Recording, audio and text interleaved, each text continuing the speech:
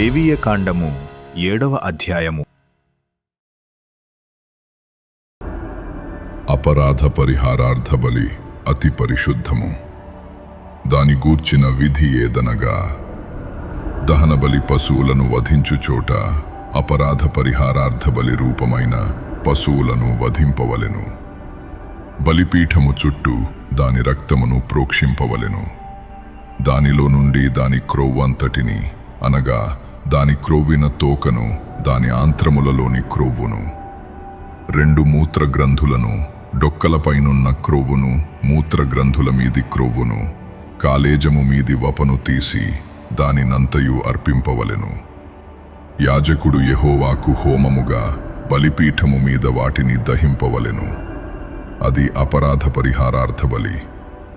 యాజకులలో ప్రతి మగవాడు దానిని తినవలెను. అది అతి పరిశుద్ధము. పరిశుద్ధ స్థలములో దానిని తినవలెను. పాప పరిహారార్థ బలిని గూర్చిగాని అపరాధ పరిహారార్థ బలిని గూర్చిగాని విధి ఒక్కటే.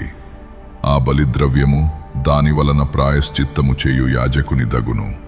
ఒకడు తెచ్చిన దహన బలిని ఏ యాజకుడు అర్పించునో ఆ యాజకుడు అర్పించిన దహన బలి పశువు చర్మము అతనిది, అది అతని దగును. పొయ్యి మీద వండిన ప్రతి నైవేద్యమును, కుండలోనే గాని పెనము మీదనే గాని కాల్చినది యావత్తును దానిని అర్పించిన యాజకునిది, అది అతని దగును. అది నూనె కలిసినదే గాని పొడిదే గాని మీ నైవేద్యములన్నిటినీ అహరోను సంతతి వారు సమముగా పంచుకొనవలెను.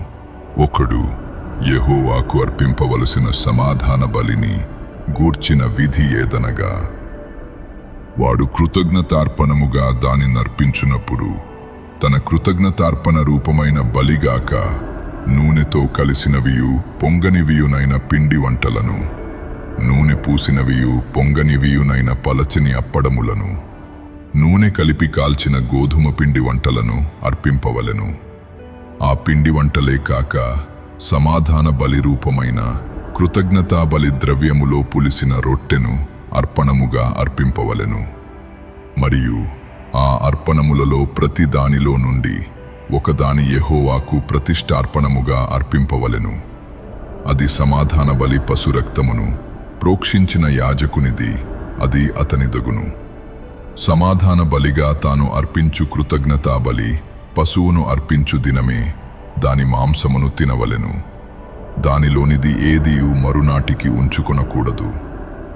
అతడు అర్పించు బలి మ్రొక్కుబడియే గాని స్వేచ్ఛార్పణయే గాని అయిన ఎడల అతడు దాని నర్పించునాడే తినవలెను.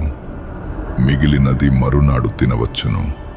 3వ నాడు ఆ బలిపశువు మాంసములో మిగిలిన దానిని అగ్నితో కాల్చివేయవలెను. ఒకడు తన సమాధాన బలి పశువు మాంసములో కొంచెమైనను 3వ నాడు తినిన ఎడల అది అంగీకరింపబడదు. అది అర్పించిన వానికి సమాధాన బలిగా ఎంచబడదు. అది హేయము. దాని తినువాడు తన దోష శిక్షను భరించును. అపవిత్రమైన దేనికైనను తగిలిన మాంసమును తినకూడదు. అగ్నితో దానిని కాల్చివేయవలెను. మాంసము విషయమైతే పవిత్రులందరూ మాంసమును తినవచ్చును గాని ఒకడు తనకు అపవిత్రత కలిగి ఉండగా యెహోవాకు అర్పించు సమాధాన బలి పశువు మాంసములో కొంచెమైనను తినిన ఎడల వాడు ప్రజలలో నుండి కొట్టివేయబడును. ఎవడు మనుష్యుల అపవిత్రతనే గాని అపవిత్రమైన జంతువునే గాని ఏ అపవిత్రమైన వస్తువునే గాని తాకి యెహోవాకు అర్పించు సమాధాన బలి పశువు మాంసమును తినునో వాడు ప్రజలలో నుండి కొట్టివేయబడును. మరియు యెహోవా మోషేకు ఈలాగు సెలవిచ్చెను. నీవు ఇశ్రాయేలీయులతో ఇట్లనుము, ఎద్దుదే గాని గొర్రెదే గాని మేకదే గాని దేని క్రొవ్వును మీరు తినకూడదు.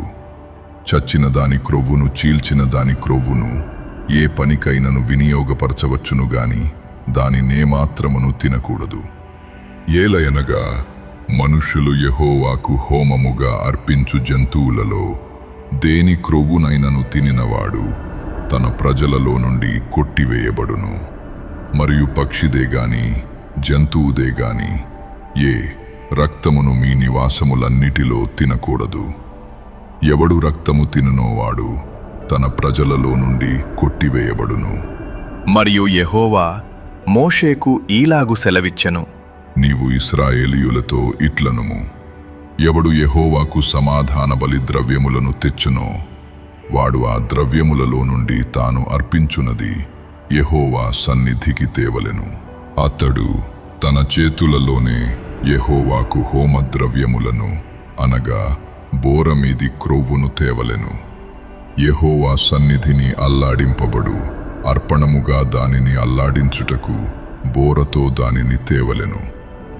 యాజకుడు బలిపీఠము మీద ఆ క్రొవ్వును దహింపవలెను గాని బోర అహరోనుకును అతని సంతతి వారికిని చెందును. సమాధాన బలి పశువులలో నుండి ప్రతిష్టార్పణముగా యాజకునికి కుడి జబ్బనియవలెను. అహరోను సంతతి వారిలో ఎవడు సమాధాన బలియగు పశువు రక్తమును క్రొవ్వును అర్పించునో కుడి జబ్బవానిదగును. ఏలయనగా ఇశ్రాయేలీయుల యొద్ద నుండి అనగా వారి సమాధాన బలి ద్రవ్యములలో నుండి అల్లాడించిన బోరను ప్రతిష్ఠితమైన జబ్బను తీసుకొని నిత్యమైన కట్టడ చొప్పున యాజకుడైన అహరోనుకును అతని సంతతి వారికిని ఇచ్చియున్నాను.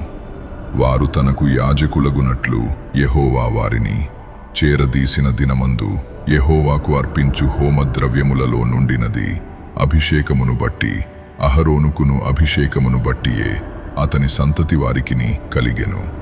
వీటిని ఇశ్రాయేలీయులు వారికియ్యవలెనని యెహోవా వారిని అభిషేకించిన దినమున వారి తరతరములకు నిత్యమైన కట్టడగా నియమించెను.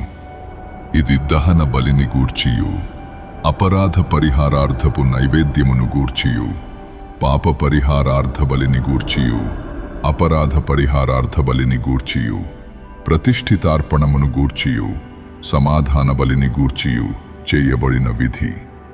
ఇశ్రాయేలీయులు యెహోవాకు అర్పణములను తీసుకొని రావలెనని సీనాయి అరణ్యములో ఆయన ఆజ్ఞాపించిన దినమున యెహోవా సీనాయి కొండ మీద మోషేకు అలాగుననే ఆజ్ఞాపించెను.